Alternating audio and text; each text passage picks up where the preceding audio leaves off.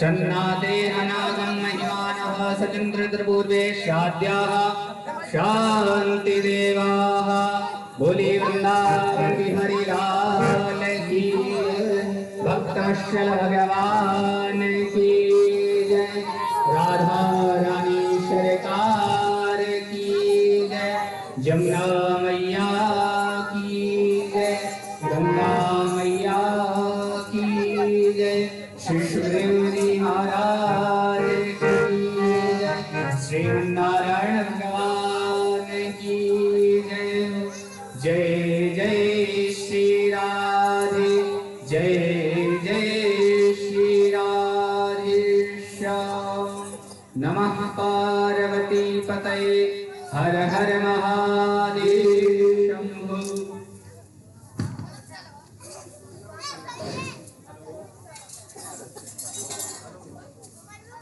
राधे राधे आवाज बढ़ा दो भैया राधे राधे राधे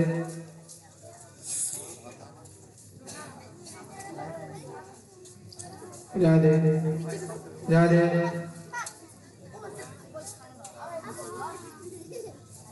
ट्रेवल थोड़ा बढ़ा ट्रेवल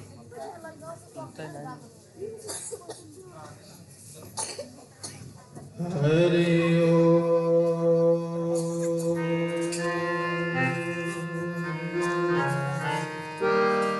श्री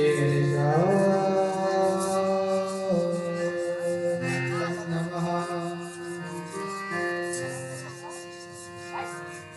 श्री सरस्वती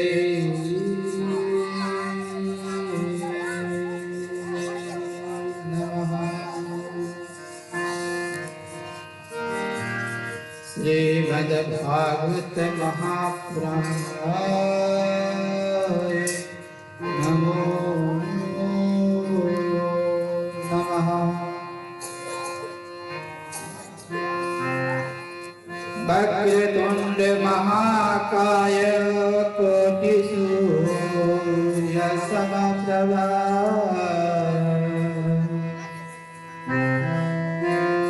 निर्विघ्नं कुरु मे देव सर्वकार्येषु सर्वदा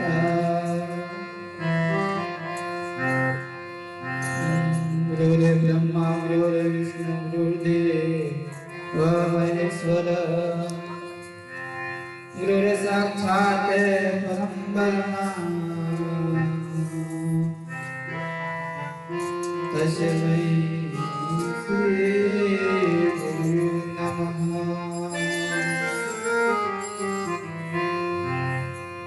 नारायणं नमस्कृत्य नरं चैव नरोत्तमं देवी सरस्वती व्यासं ततो जयो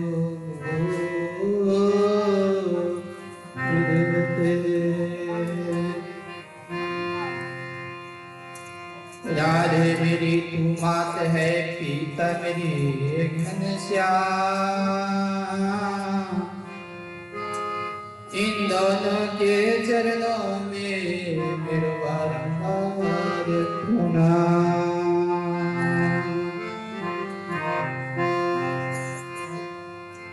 सब द्वारा को छोड़ कर आयो तेरो पास हे विश्वान के लाडले निक मेरे ओर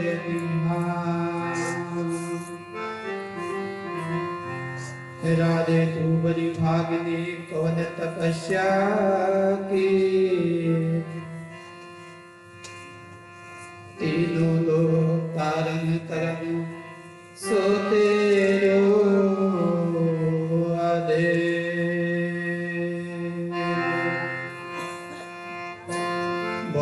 भक्तवत्सल भगवान की जय। श्रीमद् भागवत पुराण की जय हो। लाडली सरकार की जय हो।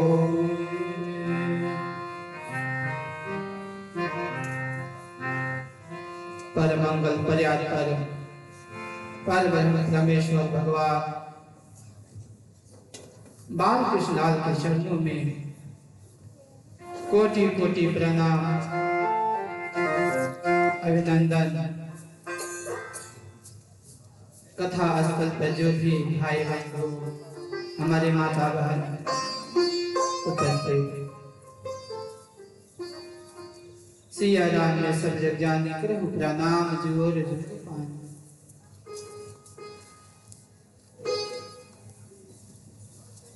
आज धन्य भाग है इस जगह का, इस क्षेत्र का, यहाँ उपस्थित हमारे भक्तजन जो भी उपस्थित हैं, धन्य भाग है। कहते हैं एतस्माद् परम किंचिन मन्नः शुद्धै न विद्यते जन्मांतरे, अर्थात कि एक जन्म के नहीं, दो जन्म के नहीं, कई जन्म के पुण्य उदय होता है, प्राप्त होता है। तो हमको कहीं जा करके कथा सुनने के लिए मौका मिलता है महाराज। कई करोड़ जन्म के बाद तपस्या आशा करने के बाद एक बार जीवन में भागवत सुनने की और कहने की मौका मिलता है। वो चीज आज हमारे इस बैरिया क्षेत्र में ठाकुर जी की कृपा हुआ है महाराज कि आज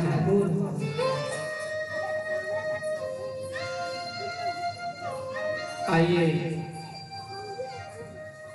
हम लोग भागवत जी में प्रवेश करने से पहले कुछ चंद भगवान नाम संकीर्तन का आश्रय लेंगे।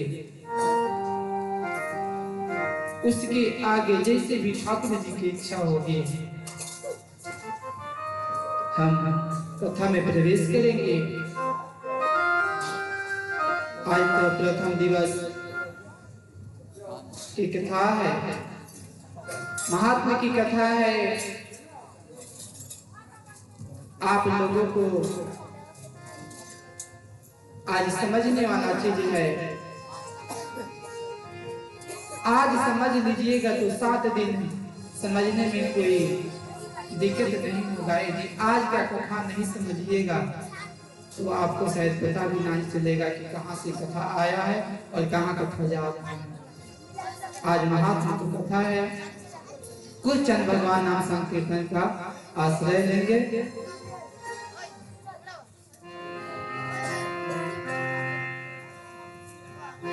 ठाकुर हमारे रमन बिहारी, हम हैं रमन बिहारी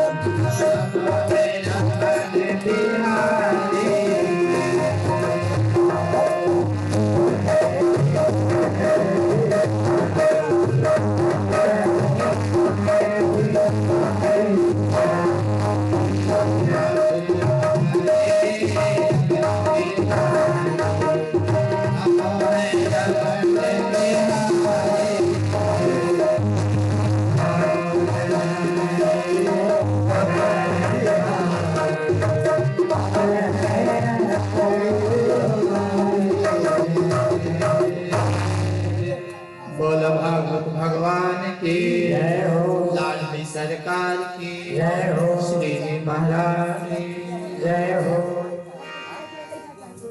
बोले बाके बिहारी लाल की, कुंज बिहारी सरकार की।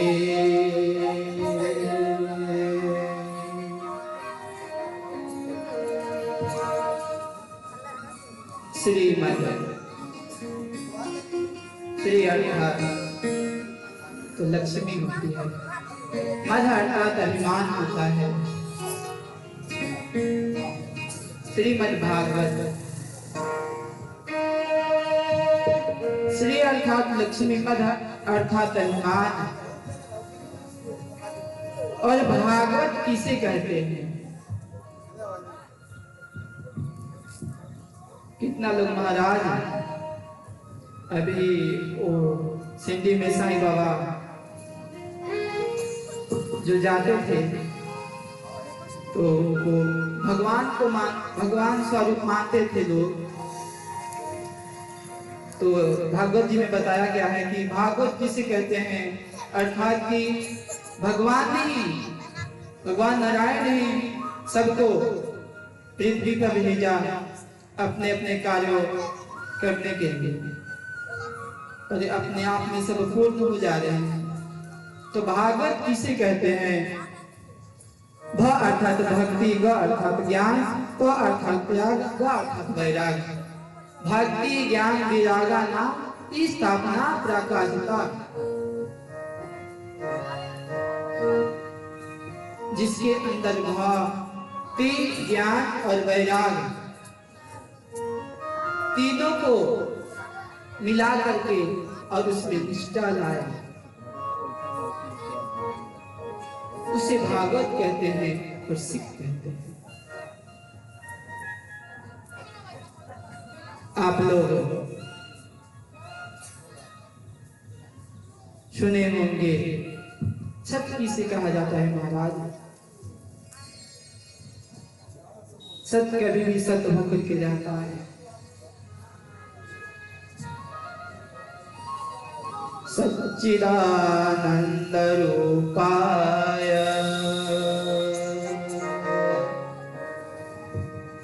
अविश्वतपत्या हेतवे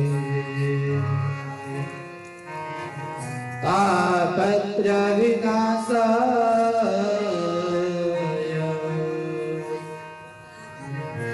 श्री कृष्णाय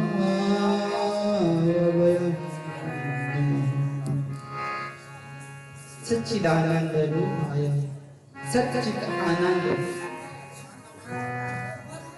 सत्य क्या है महाराज? सत्य वही तो परमात्मा है। चित्त अर्थात प्रकाश होता है। अब अंधेरे से हम बाहर जाएं तब तक उजाला मिले,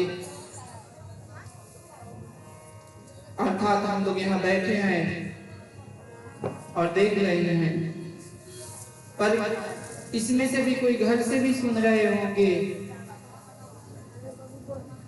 और वे सोचे कि हम अपने अंदर प्रकाश करें तो कैसे हो सकता है? उनके तो नेत्र थोड़ी कान सही तो सुन रहे हैं। तो चित्त अर्थात प्रकाश होता है। सच्चित आनंद, आनंद किसे कहते हैं? पर लोग छोटे वस्तु भी पा करके बोलते हैं महाराज आनंद आ गया। वो भी एक टाइम की कोई वस्तु मिल जाए, भोजन सामग्री हो कोई ऐसा आभूषण मिल जाए, पर नहीं महाराज, वो आनंद क्या है, वो कभी खत्म होने वाला है। आनंद तो उसे कहा जाएगा कि आज जो यहाँ पर जजमान बन करके बैठे हैं, उनके जीवन का ताप हो गया महाराज। उनको जन्म लेने का फल आज प्राप्त हो गया कि आज इस कथा में, इस जग में पुण्य के भगदार बने हैं। उन्होंने अपने में निष्ठा लाया है। महाराज हम सबसे बोला था कि आप लोग जजमान बनो, सबसे बोला था, पर आज जो जजमान बने उनके जीवन धन्य है महाराज, कि आज मुख्य जजमान बन करके और भागवत जी के कथा में सम्मिलित हमारे पूरा क्षेत्र है। तो जो आनंद उनको मिला, उनको जन्म लेकर मिला, वो सबको नहीं मिला महाराज।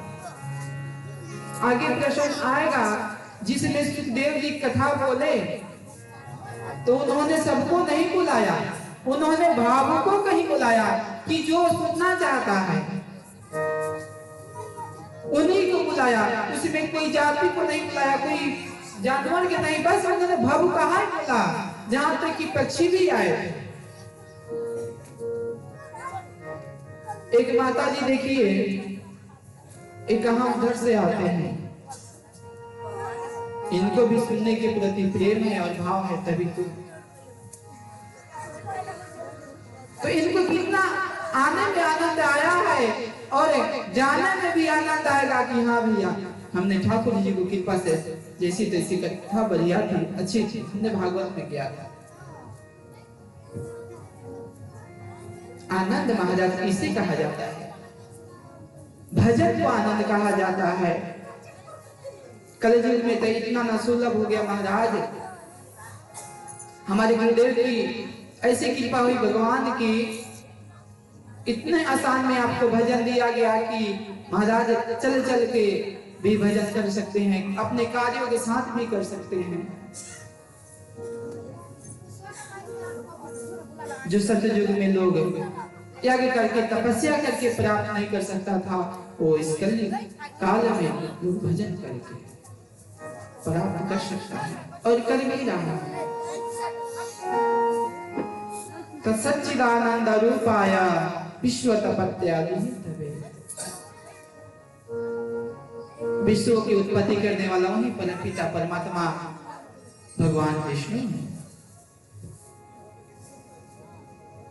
तापत्र विनाशाय, तीन प्रकार के तप बताया गया है, अर्थात कि दैहिक, दैविक, भौतिक। दैहिक अर्थात जो हमारे शरीर से उत्पन्न होता है, भौतिक अर्थात महाराज जैसे हम भी तो इसी क्षेत्र से हैं, जो कहता है कि बाहर पर भूत था, भूत अलग, तो भौतिक। और दैविक जो कि हम भी कहते हैं, आप भी कहते हैं कि ये भगवान का कृपा से, क्या कृपा था कि हमें कष्ट होगा। तीन प्रकार के ताप बताया गया है। तापत्र विनाशाय श्री कृष्णाय वयं नमः। सुखदेव जी वहां पर नुमः भी लिख सकते थे, पर उन्होंने नुमः लगाए कि हम सब मिल करके उनको प्रणाम करते हैं। श्री कृष्णाय वयं नमः।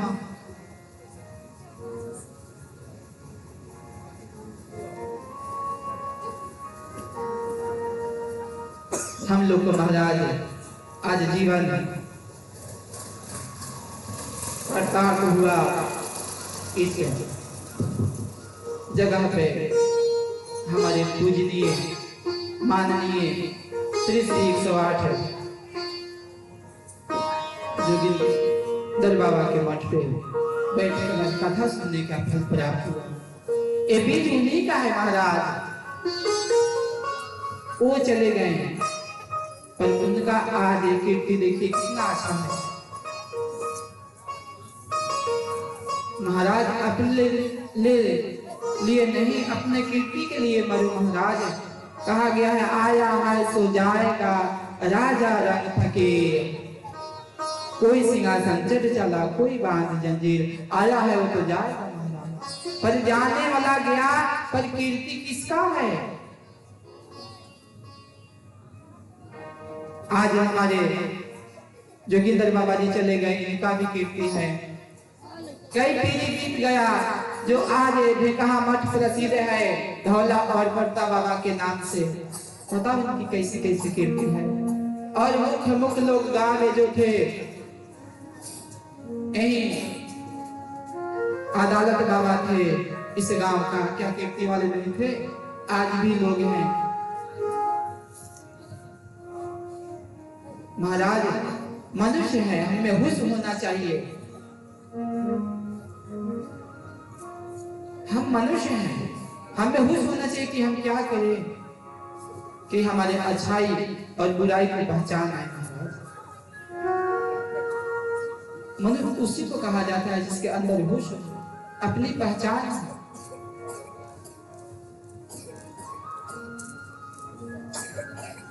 नैमी से सुतमासीना मविवाद मामते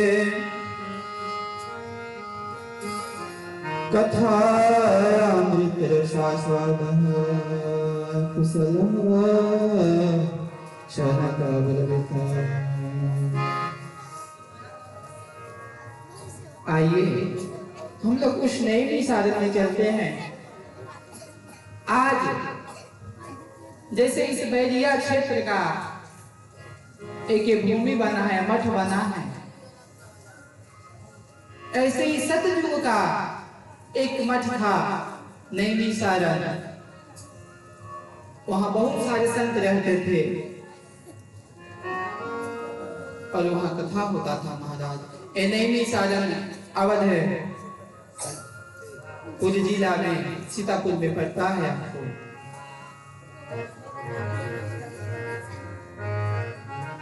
तो आइए हम लोग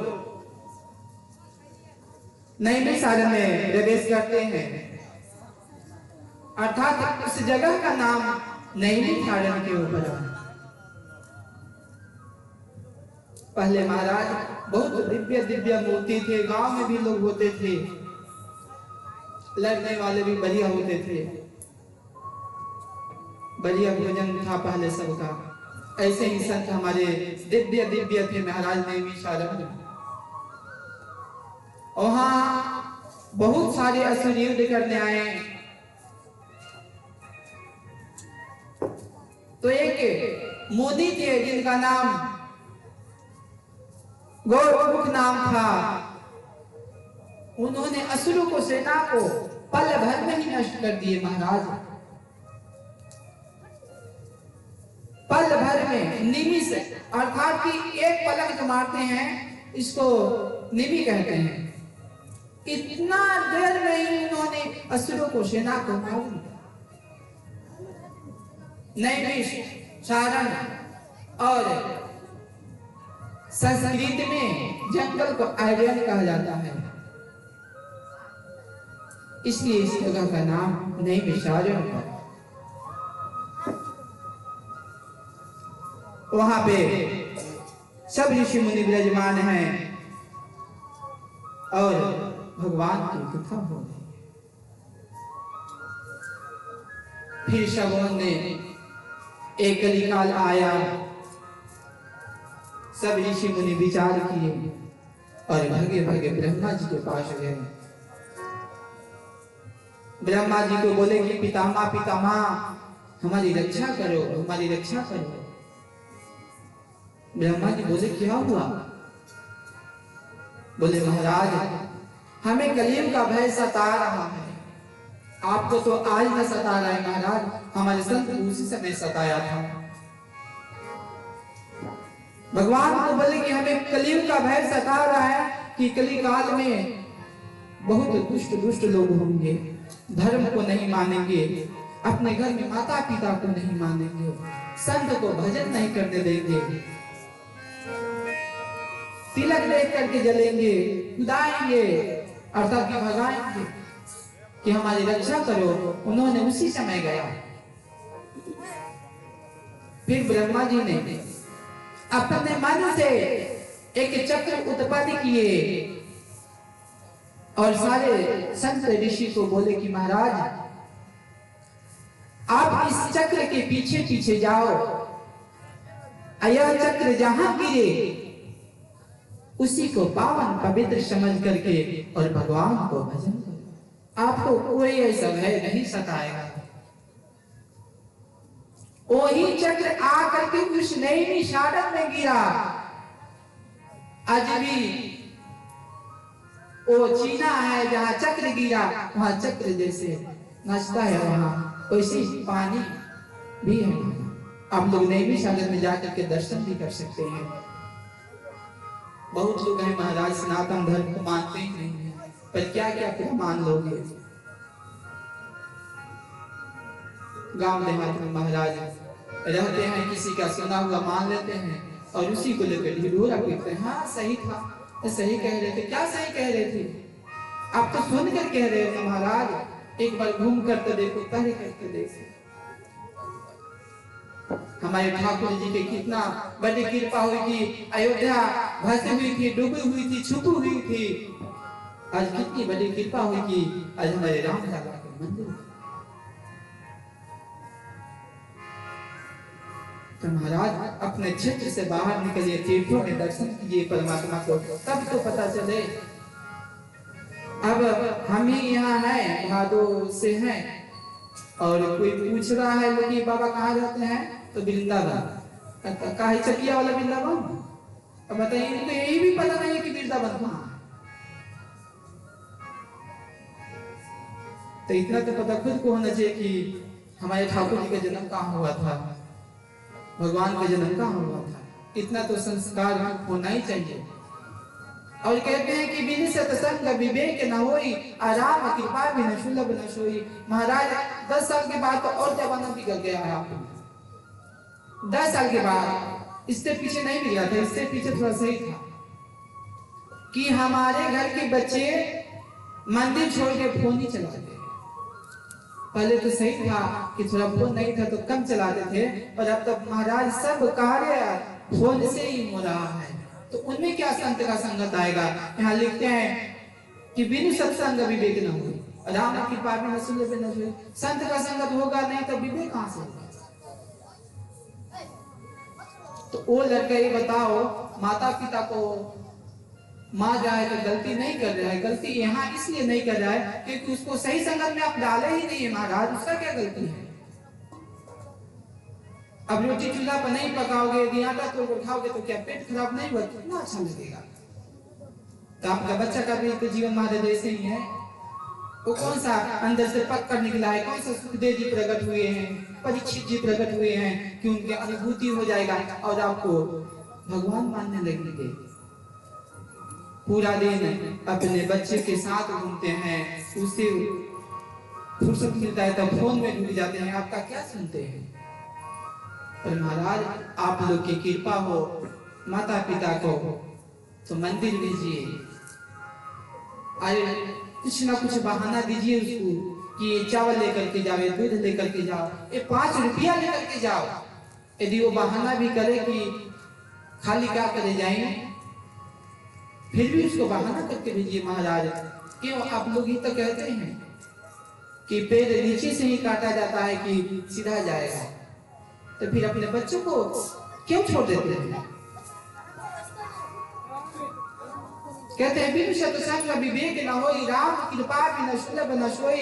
यदि संगत सत का संगत नहीं है तो विवेक कहां से होगा। यदि भगवान संत से नहीं मिले तो भगवान से कहां मिलेंगे।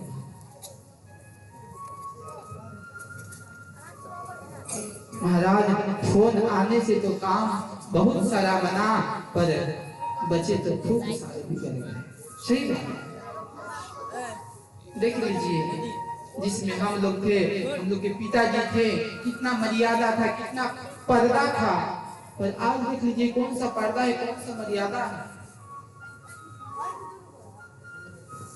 अर्थात कि अपने बच्चों को महाराज कहीं अच्छे संगत में डालिए कि आपको संगत के प्रभाव से ही देखे।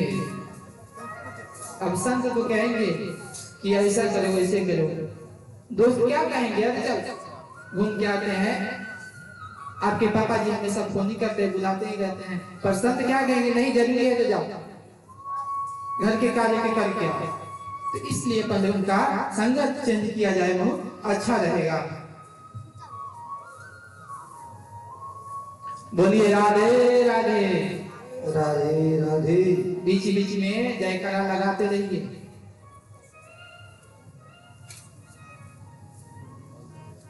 अभिवादन न्यासिल्यसा नीता लीलो भजविना चत्वाय तस्य वर्धन्ते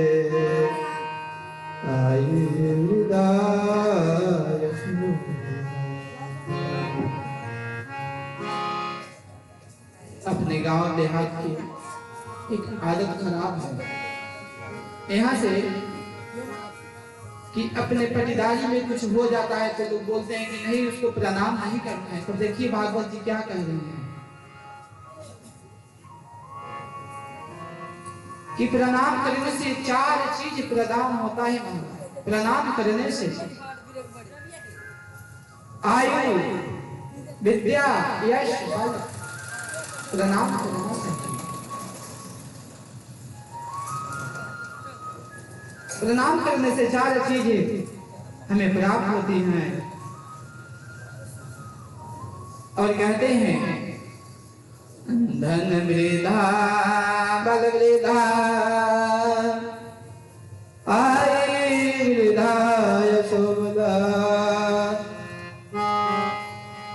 ते सर्वे ज्ञान वृद्धा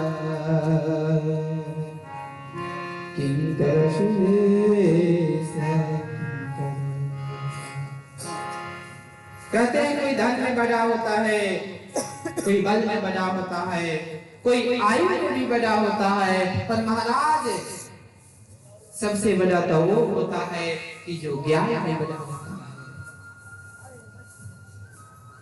पंडित जी को क्यों प्रणाम किया जाता है आप लोगों को पता है ना?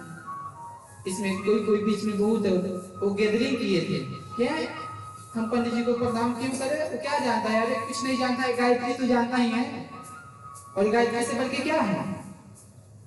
वेद का मंत्र है। यदि गायत्री बोलता है तो पूजनीय है, यदि गायत्री त्रिकाल संध्या करता है तो पूजनीय है। बड़े होने से नहीं होता है महाराज, गुण होने चाहिए।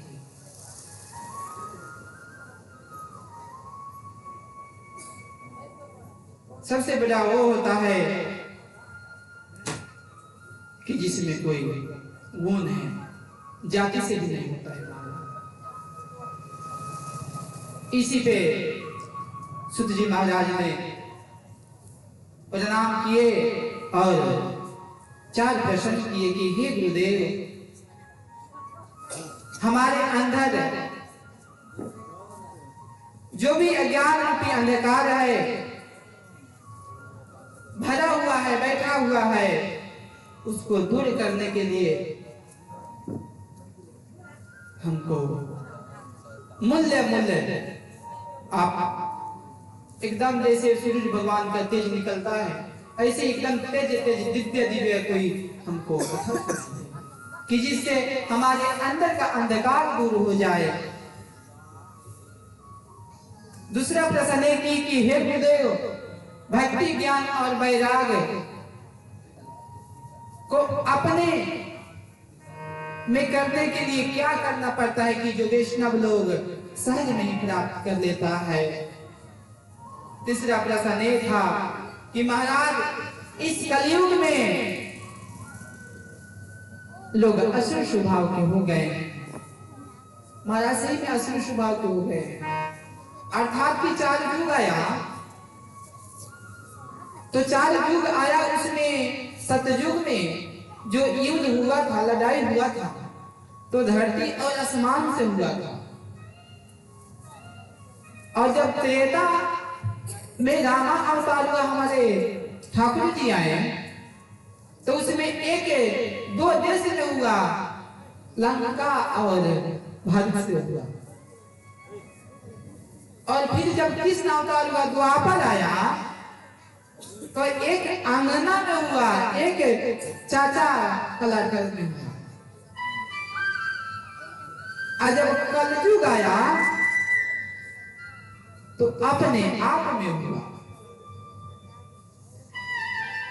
एक युग आया ना, तो अपने आप में आया कि लोग अपने सोचते हैं कि क्या किया जाए, ये तो किया है, मार देना, चाहे छोड़ जाने दो, बाद में देख लेंगे।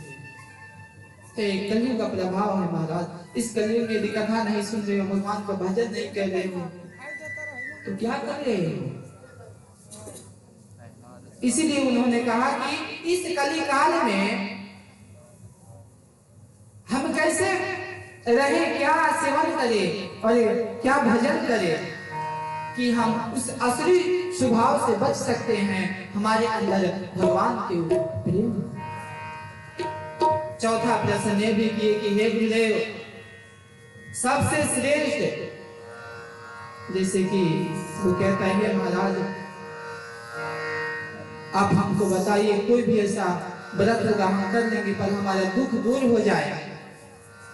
ऐसे उन्होंने उनसे प्रश्न किया कि ये महाराज कि भागवत जी को पाने के लिए, ठाकुर जी को पाने के लिए कौन सा ऐसा तप करना होगा, अनुष्ठान करना होगा, हमको कृपा करके बताइए कि हम करें और भगवान को प्राप्ति करें।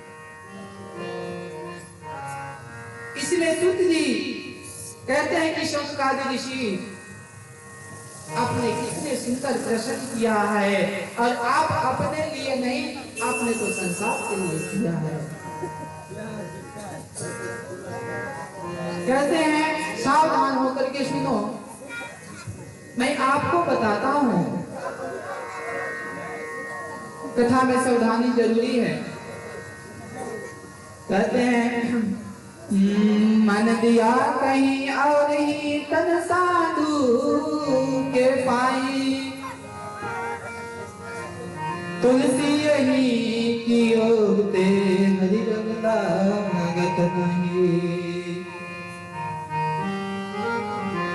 महाराज शरीर से तो लोग कथा पंडाल में रह गए, पर जो अपने मन वाणी शरीर घर में, मन घर में छोड़े आते हैं। यहाँ तुलसीदास कहते हैं मन दिया कहीं और ही तन साधु के पाई, तुलसी यही की ओगते हरि रंग लागत नहीं। इसीलिए बताया जाता है कि आप घर में ही रहो, अपने कार्यों को करते रहो, पर भगवान का भजन करो। कोई भी कार्य करे उसमें भगवान का नाम जरूर आना चाहिए, कोई भी कार्य। इसीलिए तो महाराज आगे आएगा अजामिल का, फिर सकल कसाई का। तो कैसा थे? भगवान को तारने के लिए, मनुष्यों को सुधारने के लिए इतना सुलभ सुलभ बताए, पर इसको कोई अपनाने वाला है नहीं। जैसे शकल कसाई थे, उन्होंने अपने पूरे जीवन में मांस का व्यापार किए, मांस काट करके बेचते थे पूरे जीवन। 1 दिन 2 दिन की बात नहीं महाराज, पर लास्ट समय में जब उनका शरीर छूटने वाला था, तो उन्होंने अपने बेटा को, अपने पुत्र को बता रहा था कि अब तो हम थक गए, अपने कार्यों को खुद करना। बोले ठीक है, मशीन का सिस्टम बता रहे थे कि कैसे क्या होता है। तो बैल काटना था, आप लोग देखे हैं बैल का नाक में नाथ होता है, उन्होंने बैल को इधर से प्रवेश कराया, फिर बैल ने अपने माथा को पीछे किया। तो उन्होंने अपने पुत्र को कहने जा रहा था कि इसका नाक पकड़। अपने पुत्र को ये बताना चाहते थे कि ये पीछे जा रहा है, इसका यदि नाक पकड़ लेगा तो भागेगा नहीं, फंस जाएगा। तो उन्होंने इतना ही कहा नाथ है, तब तक उनका शरीर छूट गया। शरीर छूट गया तब तक उधर से यमराज का पार्षद आने लगे, इधर से भगवान का पार्षद आने लगे। भगवान का पार्षद आ नहीं रहे थे कि महाराज हम क्या जाने, ये तो बहुत पापी है, दुराचारी है, पूरा जीवन मांस काटा है और बेचा है, जीवों का हत्या किया है। भगवान बोले कि लास्ट में तो नाम मेरा लिया है। बोले कि नहीं, आपका नहीं, ये तो बैल का नाक पकड़ने के लिए कह रहा था। तो बोले कि नहीं, कहां, वो तो नाथ ही बोला और तुम कह रहे हो नाथ, तो बैल के नाक में तो आज नाथ डला हुआ है, पर मेरा नाथ तो नाम जो नाथ है वो तो जुगों से चला आ रहा है, फिर भी तुम कह रहे हो। आप पार्षद हो, आप जाओ उसको लाओ। यहां भी आए, आने के बाद दोनों तरफ से यमराज का भी पार्षद आ गए, भगवान का भी आ गए। यमराज का पार्षद बोले हम ले जाएंगे, भगवान का पार्षद बोले हम ले जाएंगे। दोनों में वाद विवाद होने लगा। फिर भगवान का पार्षद बोले कि ये बताओ, क्या आप सुने नहीं, लास्ट में इन्होंने भगवान का नाम लिया है। बोला कि भगवान का नहीं, वो तो अपने व्यापार समझा रहे थे। तो बोले अच्छा, इसका व्यापार जब समझा रहे थे तो व्यापार बैल का तो नाथ आज कला है, पर जो हमारे परमपिता परमात्मा आदि अनंत हैं वो का आज से है। जाओ अपने महाराज से पूछ लेना कि किसका नाम लेने से नारायण भगवान है। महाराज जब गए तो बोले क्या लाए नहीं आप? बोले कि ना, ऐसी ऐसी बात है, नारायण कौन है? यमराज बोले चुप, ये बात सबको पता नहीं चलना चाहिए। इस चीज को तो हम बाहर लोग ही जानते हैं, यदि सबका पता चल जाएगा तो नरक में फिर कौन आएगा, सबका उद्धार हो जाएगा। तो महाराज भगवान तो इतना सुलभ किए हैं, इतने नाम दिए हैं कि मुक्ति पा जाओ, उद्धार हो जाए। अरे किसको भाता है? यहाँ पर कोई कोई तो हमको ही कहता है कि तो दिन भर राम राम कहता है, तो क्या कहेंगे? भगवान बहुत महाराज हम लोग को सुलभ सुलभ मार्ग दिए हैं, पर हम ही नहीं अपनाते हैं। भगवान को छोड़ करके हम संसार की तरफ भागते हैं। कहते हैं कि सूत जी यहाँ कह रहे हैं, काल व्यालन खाग्रास रास निर्नशे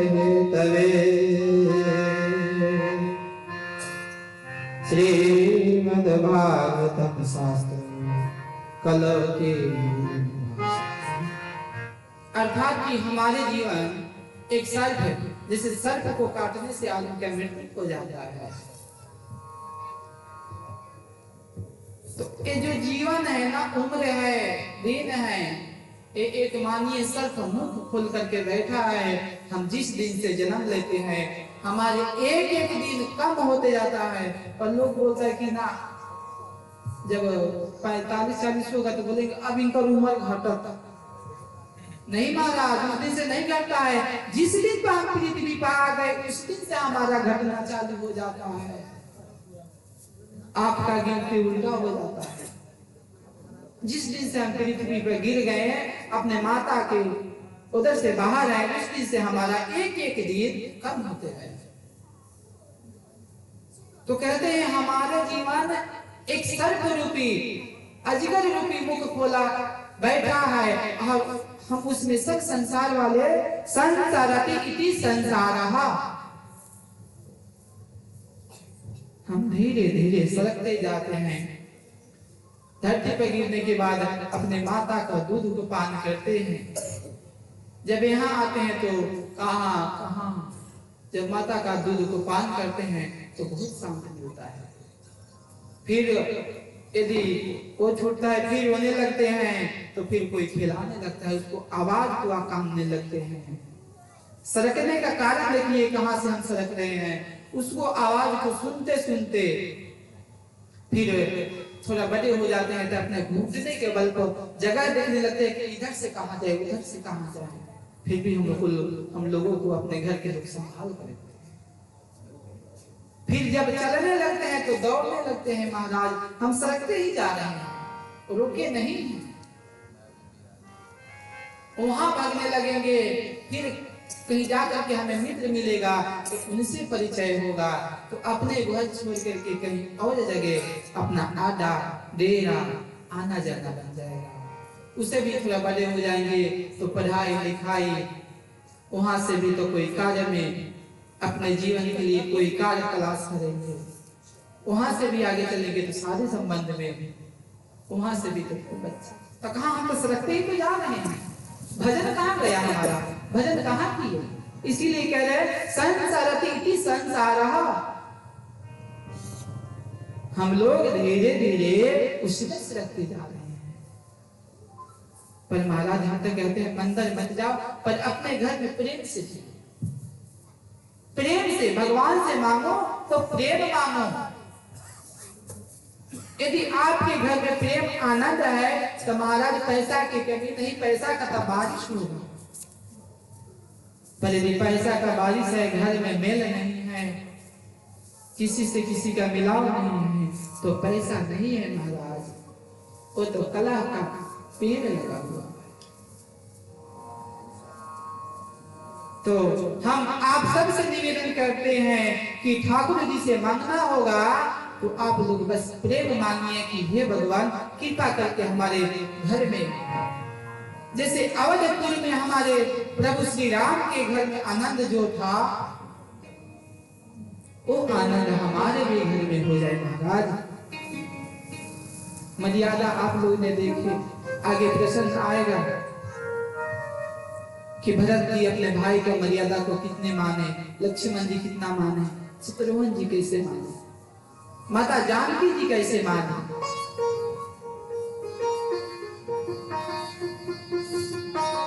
ऐसा प्रेम होना चाहिए महाराज घर में।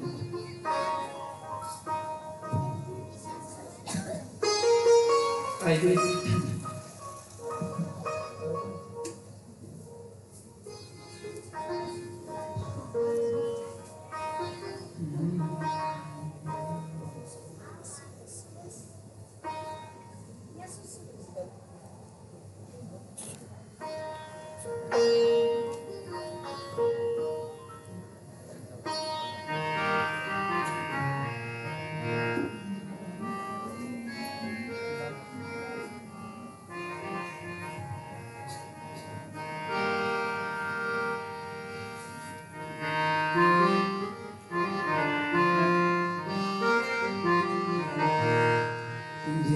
लागी रे लगन भगवान में, कभी कभी लगे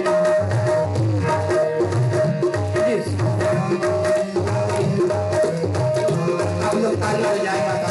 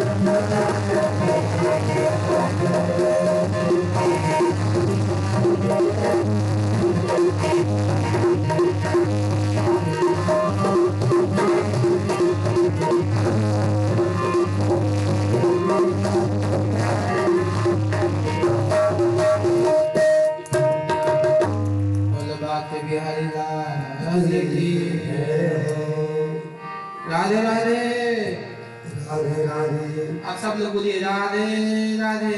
राधे राधे। राधे अर्थ है महाराज अनमोल है।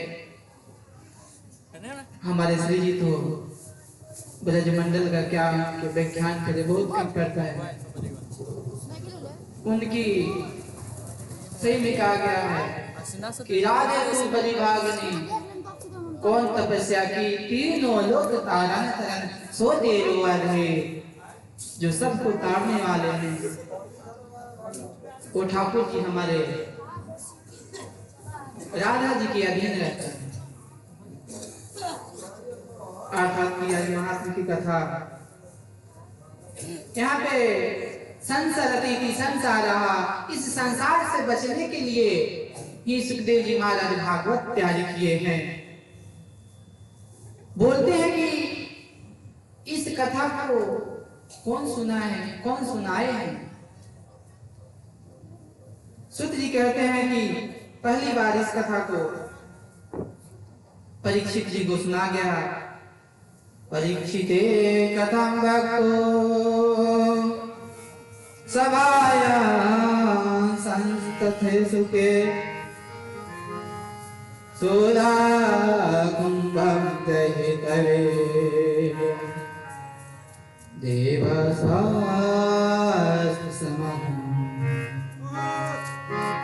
जब मेरे गुरुदेव श्री सुखदेव जी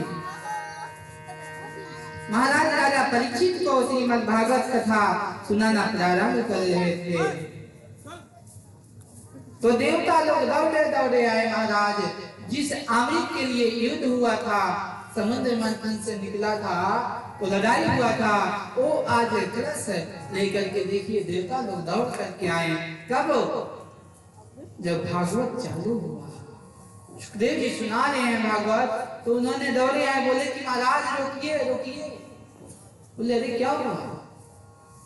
तो बोले हम ऐसा कीजिए कि इस अमृत को आप परीक्षित जी को पिला दीजिए।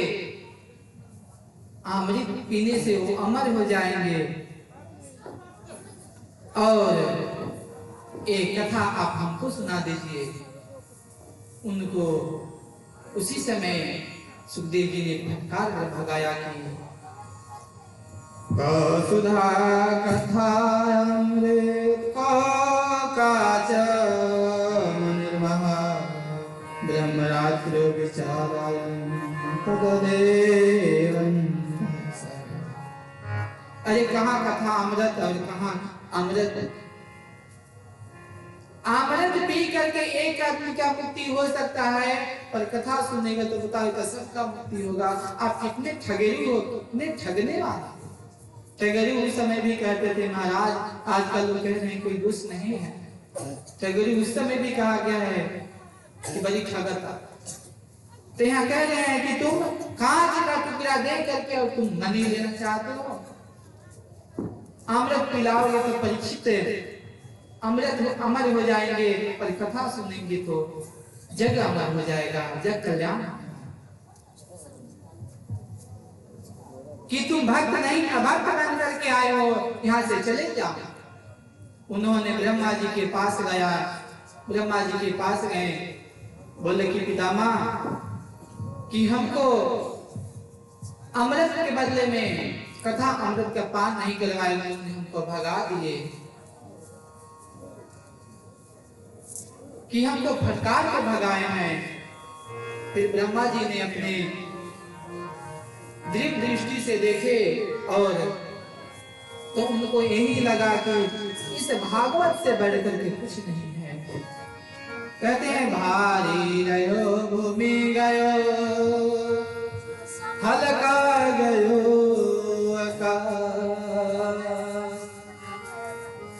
अर्थात कि ये बैलून है तो देखिए ना फुलाना फूल जाता है और उससे क्या हो सकता है कुछ नहीं होने वाला है। पर पत्थर है मिट्टी है क्या उठता है क्योंकि धरती पर टिकता है उससे बहुत कुछ हो सकता है। इसीलिए भारी रहो भूमि गयो हल्का गयो आकाश। ब्रह्मा जी बोले कि भागवत को तुम छोटा मत समझो कि सबसे तेज, सबसे दृढ़, सबसे ताकतवर यदि है तो श्रीमद् भागवत है। उन्होंने तौल दिया, एक पलड़े पर 17 पुराण रखा, एक पलड़े पर एक भागवत रखा उन्होंने, तो सारे ग्रंथ उठ गए, एक भागवत नहीं, भजन हुआ। तो उन्होंने बोले कि ठीक है महाराज, हम भी कथा सुनेंगे। एक बार सनत कुमार चारों भाई कथा कर रहे थे बद्री विशाल धाम में। वहां नारद जी जल्दी जल्दी दौड़े जा रहे थे। उन्होंने पूछा, रे लोगों, इतने जल्दी क्यों हैं? कथम ब्रह्मण दिखानिका कुतस्या तुभा तारे जगम हे पुत्र कुतश्च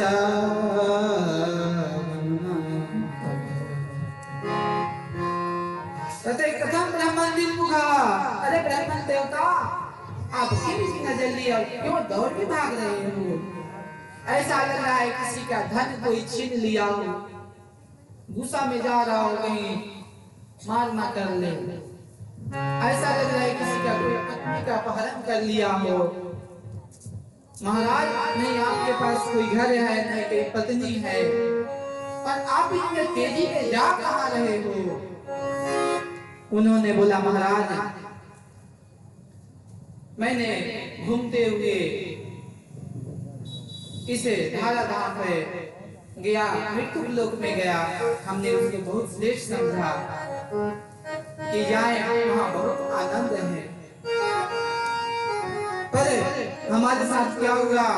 हम तो पृथ्वी तो ज्ञातो सर्वकामनित उस करे अनुचा करे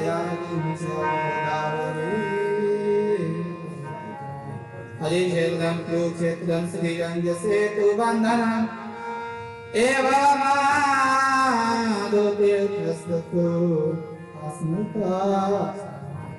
हमने हरिद्वार, काशी, हरिक्षेत्र, कुरुक्षेत्र, श्रीरंग, सेतु बंधन सब जगह गया, पर उनको कहीं शांति नहीं। हमने दौड़ते हुए श्री धाम वृंदावन में जैसे ही आया तो मैंने क्या देखा कि एक स्त्री के पास दो वृद्ध बैठे हैं और रो।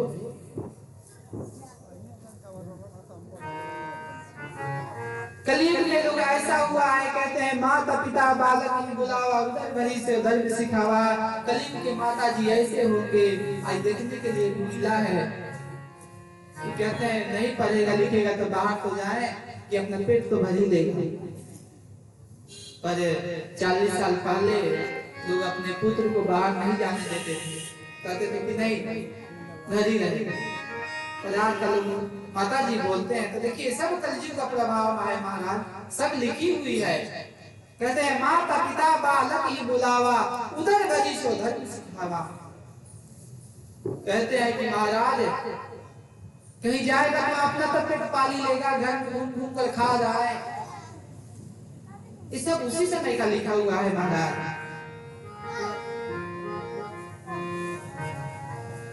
और नारद जी कहते हैं कि महाराज वो माता जवान है और उनके पुत्र वृद्ध हो चुके हैं। सनत कुमार ने कहा महाराज वृद्ध तो होते ही हैं और दुनिया वाले तो होते हैं। उन्होंने बोला कि नहीं महाराज ऐसे थोड़ी होता है। माता जी 20 साल का और पुत्र 60 साल का, एक नहीं होता है। उनके साथ कमल नयनी सुंदर सुंदर स्त्री खड़ी थी और उनकी सेवा में गंगा यमुना सरस्वती सब सेवा कर रहे थे। उन्होंने बोला फिर क्या हुआ? बोले कि हमने उनको वेद वेदांत गीता पाठ, हमने गीता पाठ कई बार सुनाया, उनमें थोड़ा चेतन आया। उठे ही नहीं। फिर हमें आकाशवाणी बताया है सत्यकर्म करने के लिए। सत्यकर्म क्या होता है? उनको फिर चारों भाई ने समझाया कि महाराज सत्यकर्म क्या आप भूल गए? आप ही व्यास जी को उपदेश दिए थे चतुर्श्लोकी भागवत कि इसको व्याख्यान करके और भागवत का रचना कीजिए। वही है, उसी को ज्ञान याग बोलते हैं। आप ज्ञान याग कीजिए। फिर उन्होंने बोला कि कब करें? बोला चलिए अब करते हैं। बद्री विशाल में सब थे, बद्री विशाल से सब के सब हरिद्वार में आए। हरिद्वार में इसलिए आए कि जो भी पहाड़ पे ऋषि मुनि थे वो तो चले ही आए, पर जो नीचे के लोग थे वो भी पहुंच गए। हरिद्वार में कथा हुआ, एक दिन हुआ, 2 दिन हुआ, 3 दिन हुआ। उसमें भक्ति महारानी चौथे दिन में प्रकट होकर के और नाचने लगी। श्री कृष्ण गोविंद हरे मुरारे, हे नाथ नारायण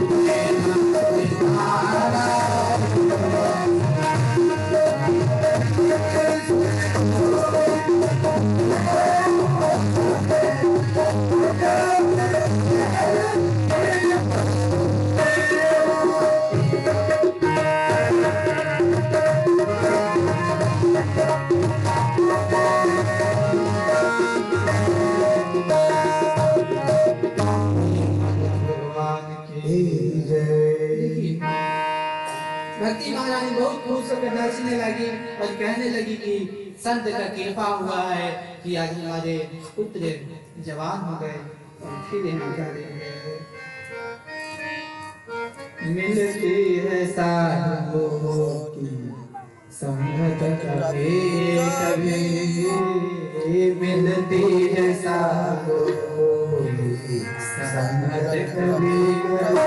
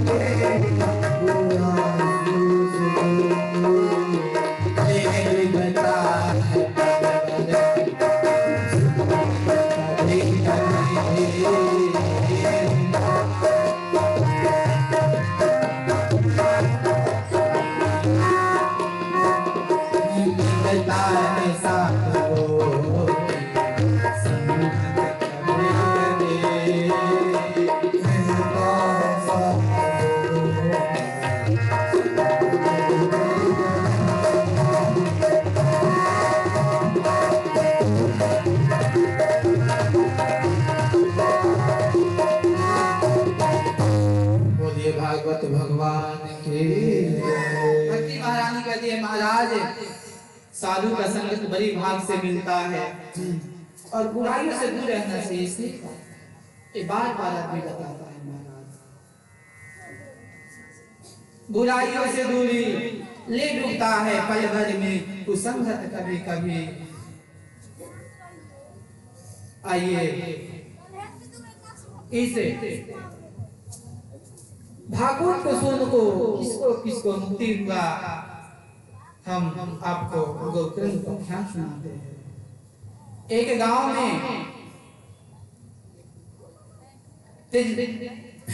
ब्राह्मण थे, उन्हें बहुत तेज था महाराज। उनका पत्नी बहुत भोली भाली थी, सीधी थी। और पंडित जी बड़ी अच्छे थे महाराज, बड़ी अच्छे।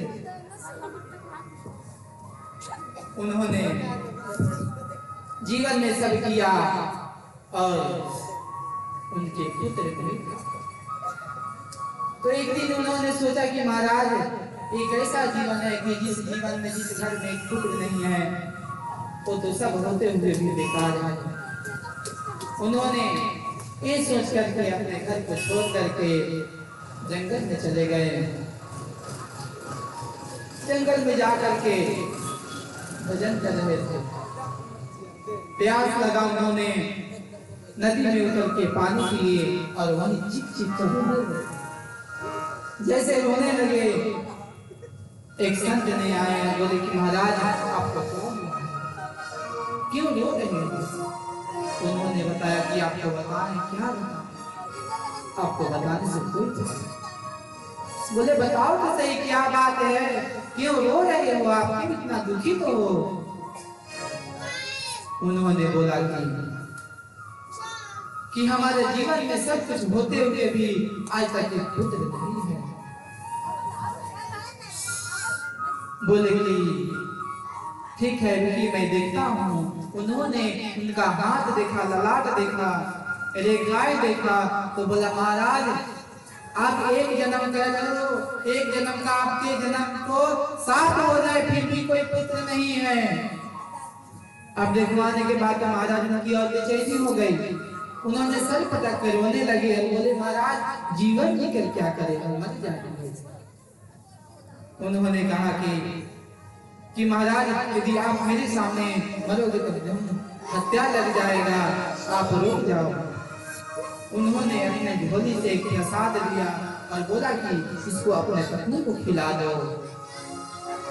उस प्रसाद को ले गए, अपने पत्नी को दिए। पत्नी खाई नहीं, पड़ोसन से पूछने लगी कि हमारे पति देव प्रसाद लाए हैं और उस प्रसाद को खाने से गर्भ हो जाएगा तो पेट बड़ा हो जाएगा, भोजन कम करना पड़ेगा, चलना फिरना कम हो जाएगा, हम कैसे करें, क्या करें? उन्होंने बोला कि महाराज सही तो है, आपके घर में भी बच्चे हो जाएंगे, कितने अच्छे, आपकी भी वंश हो जाएगा।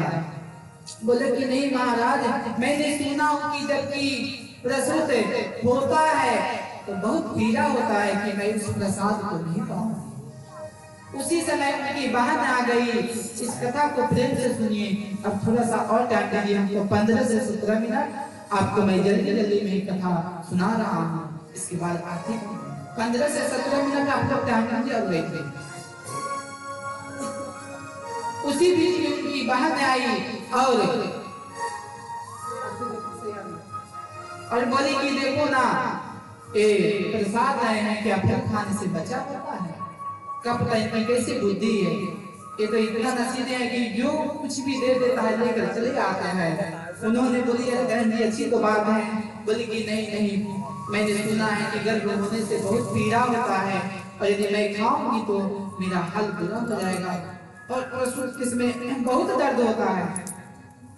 बहन तुम तो ऐसा करो कि तुम्हारे पास तो कई है और आप क्या बता रहे थे कि हमें फिर से होने वाला है,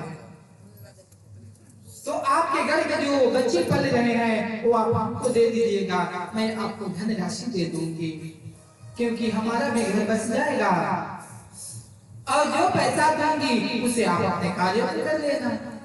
बोली ठीक है। अपनी बहन से विचार हुआ इन्होंने पति को बता दिया कि मैंने प्रसाद खा लिया। जैसे जैसे महीना निकलने लगा, इन्होंने अपने उदर पर कपड़ा बांधना चालू कर दी कि हमारे पति को पता ना चले कि हमने प्रसाद नहीं खाया है। उस प्रसाद को परीक्षा लेने के लिए गाय को खिला दी और अपने पीठ पे कपड़ा बांधना चालू कर दी। कहने लगी, महाराज ठाकुर जी की कृपा से ही हमें गर्व हो गया है, मैं माँ बनने वाली हूँ, आप पिताजी बनने वाले हैं। अब और देखिए ठाकुर जी का कृपा कितना बड़ा हुआ कि जीवन व्यतीत कर दिया, इतना जी गया पर कुछ नहीं हुआ। पर संत का आशीर्वाद तो देखिए, जब उनकी बात की 9 महीना हुआ, उन्होंने रातों रात ला करके दे दिया। इन्होंने महाराज को खबर दिवा दिया कि महाराज हमने तो शाम नहीं हो गई थी, पर अपने आप को रात में परेशान नहीं किया, सब साफ करवा दिया और पुत्र हुआ है, खबर दो। राजा वो पंडित जी बहुत खुश हुए, खुशी से इतना उमंग हुए, गांव में मिठाई बड़वाई पार्टी करवाए। ठाकुर जी की कृपा, जो गाय को उन्होंने प्रसाद खिलाई थी, फिर गाय को भी पुत्र हुआ। दोनों बच्चा को साथ में रखा गया, उन लोगों को नामकरण किया गया। तो जो बाहर से बच्चा लेकर के अपना बच्चा बनाई थी, उसका नाम बोले कि मैं अपने नाम से मिलाऊं। रानी ने बोली कि अच्छा, देखिए माता जी लोग को बात बनाने कितना आता है नहीं समझिए। बोली 9 महीना पेट में हमने रखा, दर्द हमने सहा, और पिता कहने के लिए आप अपने नाम से जोड़ोगे। तो पहले के माता पिता के नाम से पुत्र और पुत्री का नाम रखा जाता था। जैसे अयोध्या नाथ कहते हैं, दशरथ नंदन कहते हैं, कौशल्या नंदन कहते हैं राम चंद्र जी को। ऐसे ही उनका नाम धुंधली था, तो उन्होंने अपना पुत्र का नाम धुंधकारी रखवा दिया। जो गाय से बच्चा हुआ था, उनका नाम गोकर्ण रखवा दिया। शरीर पूरा हम लोगों जैसा था, जो काम था वो गौ। दोनों आदमी को गुरुकुल में भेजा गया। गोकर्ण की बलिया पर करके विद्वान हुए, धुंधकारी तो हुए नहीं, उनका नाम ही था धुंधकारी। इसीलिए बच्चा का नाम आ सही से रखिएगा, किसी से पूछ लीजिएगा, बुजुर्ग से नहीं तो कोई विद्वान ब्राह्मण से, कोई संत से। उनका नाम ही था धुंधकारी। तो धुंधकारी पढ़े नहीं, उन्होंने गांव में जुआ, दारू, मांस, मंदिरा सेवन किए, बुद्धि खराब हो गया। गोकर्ण ये पढ़ रहे थे। अब बताइए, दारू पीने वाला कभी राम राम बोलेगा? राम राम भी बोलेगा तो कुछ ऊंचा ही आवाज में बोलेगा। तो उन्होंने गलत संगत पकड़ लिया, उन्होंने अपने माता को, पिता को मारना चालू कर दिया। घर से संपत्ति बेचकर पीने लगा। उसी बीच में गोकर्ण जी आए, तो उनके पिताजी बोले कि क्या कहा जाए, इन्होंने बहुत अत्याचार कर दिया कि माता पिता को मार रहा है। गोकर्ण जी अपने पिता को समझाए कि पिताजी 60 साल के बाद तो आदमी को घर छोड़ ही देना चाहिए, भजन करना चाहिए। आप इस शरीर को क्या करेंगे, आप छोड़िए, निकलिए। उसके बाद उनके पिताजी वन चले गए, एक माता बच गई घर में। फिर गोकर्ण जी गुरुकुल दोबारा पढ़ने चले गए, पढ़ने गए, एक माता बच गई। अब माता जी को मार मार करके सारा गहना, घर का धन बेच करके पी गए। फिर बोले कि और नहीं दोगी तो मैं तुम्हें जान से मार दूंगा। इसीलिए उन्होंने सोची कि मैं बेटा के हाथ से मरने से तो आशा है कि खुद को मर जाऊं। उन्होंने कुआं में कूद करके तो क्या गोकर्ण जी अकेला हो गए घर में। अब तो महाराज क्या कहा जाए, गलत संगत है। पराया स्त्री को घर में ही बुला कर रखने लगे। कोई डर, कोई भय नहीं, पिताजी नहीं, माताजी नहीं, भाई नहीं। चोरी करने लगे। 5-5 स्त्री रखे थे। स्त्रियों ने सोचा महाराज आज राजा का धन लूट करके लाए हैं, राजा जिस दिन पकड़ेगा उस दिन हमको भी मारेगा, कि कमा करके तो इसी को न दिया है। तो इससे तो अच्छा है कि हम 5 हैं, हम पांचों मिलकर के इसको मार दें और जो भी धन लाया है उसको लेकर के चले जाए। महाराज स्त्रियों से बच के रहना, स्त्री माता ही सबको करने वाली है, विकास विनाश दो। तो उन्होंने क्या किया कि गौकर्ण जी को खटिया पर सोए हुए थे, उनको बांध करके और दबा कर मारना चाहिए, नहीं मारे। उन्होंने जलते हुए फरनाटी से उनको मुंह में घुसेड़ दिया, मर गए। मरने के बाद प्रेत हो गए और आंगन में ही जो उनका प्राण निकला था कि प्रेत बन करके घर में स्त्री भाग गई, धन लेकर के भाग गई। लोगों ने पूछा महाराज आपके पति? अतः महाराज वो तो दूर गए हैं कमाने के लिए, बोले हैं कि साल के बाद आऊंगा। फिर वो चली गई, घर में कोई नहीं रहा। गौकर्ण जी कुछ दिनों के बाद आए तो उन्होंने अपने घर में सोया, उनके भाई चीख चीख कर रोने लगा। अभी लोग डर गए कि महाराज है तो क्या है, बोले कि तुम कौन हो? फिर उन्होंने बताया कि महाराज मैं आपका बड़ा भाई धुंधकारी हूँ। तो बोले क्या आप कमती नहीं हुआ? मैं तो गाया में काशी में कितना पिंडदान किया। बोले महाराज मैं बहुत दुराचारी हूँ, माता पिता को मारने वाला का यदि मुक्ति नहीं होता है कि मैं माता पिता को भी मारा हूँ, मांस भक्षण किया हूँ, दारू का पान किया हूँ, मेरा मुक्ति नहीं हो रहा है, आप कृपा करके मुक्ति करो। बोले ठीक है, आप अभी हमको सुने दो, मैं सुबह में कोई आपके लिए षड्यंत्र रचूंगा, विचार करूंगा। ब्राह्मण देवताओं ने हाथ में जल संध्या की, संध्या करने के बाद जल लेकर के और सूर्य भगवान निकलने वाले थे। उन्होंने उनको गति को रोक करके पूछा कि महाराज क्या किया जाए कि धुंधकारी का कल्याण हो जाए? उन्होंने कहा महाराज भागवत से बढ़ करके कोई साधन नहीं है, आप भागवत कराइए, सबका कल्याण होगा। उन्होंने भागवत करवाए तो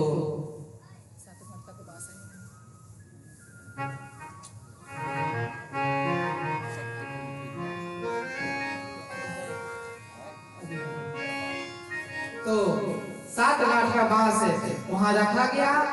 तो प्रेत कहाँ रहे महाराज? प्रेत के लिए कोई आसन थोड़ी दिया जाता है कि यहाँ बैठो वहां बैठो। 7 गांठ का बांस था, उसी में उन्होंने बैठा। एक दिन का कथा सुना तो एक गांठ फट गई, दूसरा दिवस का कथा सुना दूसरी गांठ फटी, जब 7वां दिन हुआ उसकी कथा सुन करके पूरा फट गई। धुंधकारी के लिए बेवान आया, भगवान ने बेवान भेजा, उन्होंने बेवान पर बैठा। गांव वाले चिहार कि महाराज कथा तो हमने भी सुना है, पर धुंधकारी के लिए बेवान आया, हम ऐसे तो बोला। तो कहा गया कि श्रोता 2 प्रकार के होते हैं, एक तक्वा एक भगवा। अब देखिए माता जी लोग बैठे और भाग गए, तो क्या निकल भागे? आज तो सुना उतने तो लेकर भागे हैं। और इसमें से भी कुछ और लोगों के भागे आए कि देख रहे तो वो आए हैं कि नहीं वो आए हैं। तो उन्होंने बोला कि देखो धुंधकारी बढ़िया से कथा सुने हैं, वो खाली कथा ही सुन रहे थे, आपको कथा नहीं सुनी है। यदि फिर से कथा होगी सुनोगे तो सबका कल्याण होगा। फिर से गौकर्ण जी कथा करवाए, सब लोगों ने सुना और सब लोग परम धाम को गए, भगवान को गए। बोलिए भक्त भगवान की, लाडली सरकार की, बाके बिहारी लाल की। आप लोग हेलो कराटे कीजिए, प्रसाद दीजिए, अपने घर के लिए निकलिए। आज कथा यही विराम ली, कल दूसरी दिवस की कथा आप लोग पूर्ण टाइम वही 6 बजे रहेगा कथा का। आप लोग आते जाते रहिए। हमारे भक्तों से निवेदन है, जो जलीमान है आकर के आरती करिए।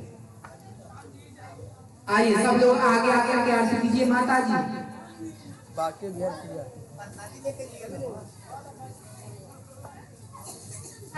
सुनिए प्रसादी लेके जाएंगे। आगे आरती आओ इधर आरती का भाई इधर। वो तनका देर रुक जा लो, वहाँ प्रसादी लेके जाइए।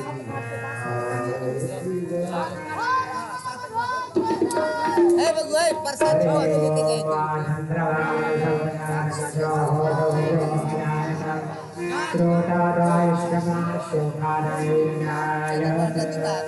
एक ही लोग मनसा, बाकी वहाँ पीछे रहिए, पीछे पीछे पीछे एक ही लोग।